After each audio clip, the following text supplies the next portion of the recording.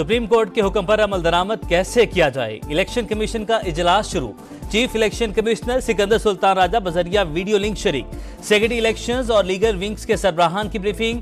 Supreme court के हुक्म पर अमल दरामद के मुख्तलिफ पहलुओं पर गौर।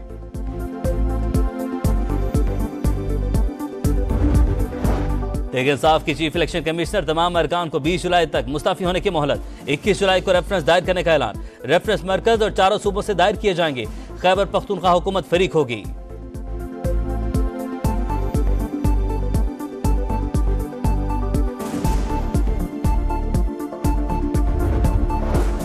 नया तोशाखाना केस, गिरफ्तारी के खिलाफ बानी पीटीआई। बुशरा बीबी ने इस्लामाबाद हाईकोर्ट से रजू कर लिया। नैब की गिरफ्तारी गैर कानूनी है।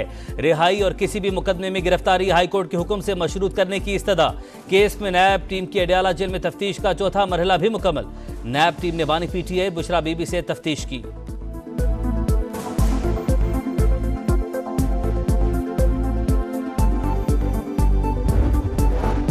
तहरीक इंसाफ पर पाबंदी, हुकूमत का काउंटडाउन होगा। बैरिस्टर गौहर की वार्निंग। सुप्रीम कोर्ट से मखसूस नशिस्तों के फैसले पर अमल दरामद करवाने की अपील। एडहॉक जजेस की तैनाती बदनीयती करार। मामला सुप्रीम जुडिशल काउंसिल ले जाने का ऐलान। उमर अयूब का एक बार फिर चीफ इलेक्शन कमिश्नर के फौरी मुस्ताफी होने का मुतालबा। मुल्क भर में जलसे करने का ऐलान। बोले कोई भी तहरीक इंसाफ पर पाबंदी नहीं लगा सकता।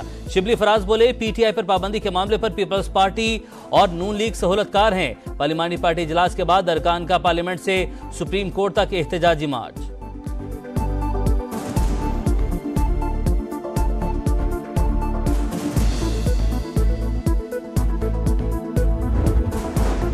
एडहॉक जजेस तैनात होने चाहिए। आइन इजाजत देता है। एडहॉक जजेस चीफ जस्टिस नहीं जुडिशल कमीशन ने मुकर्रर करने हैं। विफाक के वजीर कानून आजम नजीर तारड़ कहते हैं चीफ जस्टिस की मुद्दत की मुलाजमत में तोसी की खबरें दुरुस्त नहीं।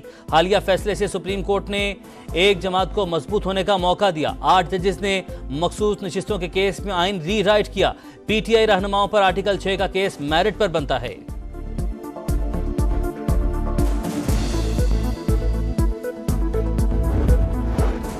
जस्टिस रिटायर्ड मकबूल बाकर ने भी सुप्रीम कोर्ट का एडहॉक जज बनने से मुआज़रत करी। समाजी गुफ्तगू में चीफ जस्टिस का इकदाम आइन और कानून के मुताबिक करार दिया। कहा जाती मामलात और मसरूफियात की वजह से मुआज़रत कर रहा हूँ। इससे पहले जस्टिस रिटायर्ड मुशीर आलम भी एडहॉक जज की जिम्मेदारी लेने से इनकार कर चुके।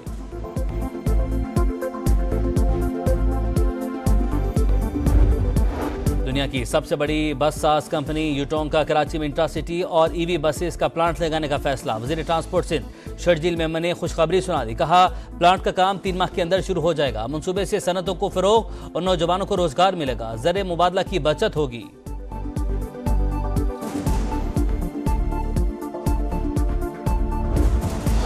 विफाक की वज़ीर मनसूबाबंदी एहसन इकबाल की ज़ेर सदारत इजलास। पाक चीन इक्तिसादी राहदारी के मनसूबों पर पेशरफ्त का जायजा। वज़ीर आज़म के दौरा चीन में होने वाले फैसलों पर अमल दरामद पर गौर। एहसन इकबाल ने कहा सीपैक फेज 2 के दूसरे मरहले पर इत्तफाक की राय पाया जाता है।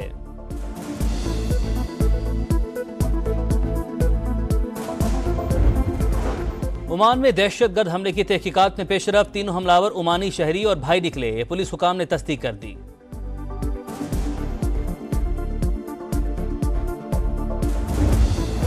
और कराची में शदीद तरीन गर्मी क़यामत ढाने लगी। 36 घंटों में 19 अफराद जान से गए। रेस्क्यू इदारों के मुताबिक लाशें शहर के मुख्तलिफ इलाकों से मिली। बेशतर अफराद नशे के आदी मालूम होते हैं। महकमा सेहत सिंध के आदाद शुमार भी जारी। गुज़िश्ता रोज़ गर्मी लगने से 2 अफराद जान से गए। 49 मुतासिर हुए। कराची में मौसम अब भी शदीद गर्म।